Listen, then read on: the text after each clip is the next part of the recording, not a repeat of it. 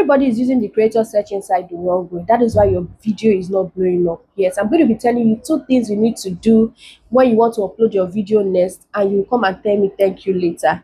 And if you have not followed me, click on the plus sign, like, comment, and share to more than 10 persons. I remain Vibe with Deborah. So number one, this creator search insight is a search engine. First, know that one.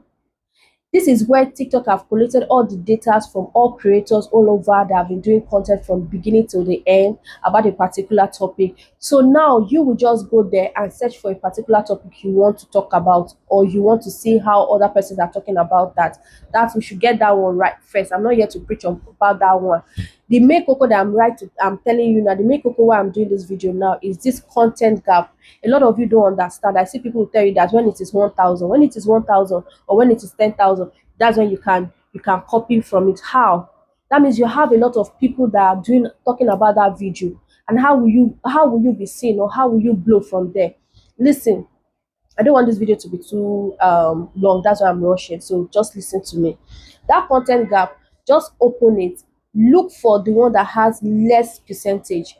When you click on it, as you see it here, when you click on it, make sure you look at the 7 days graph. If the graph is going up like this, look at it.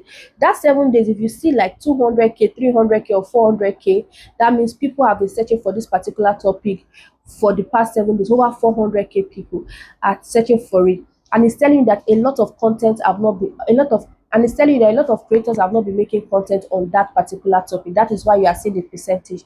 My sister, go and do that topic, especially if that topic is on your niche. Go and do it, and you come and thank me later.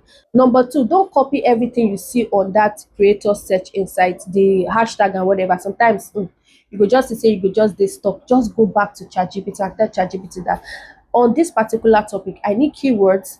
I need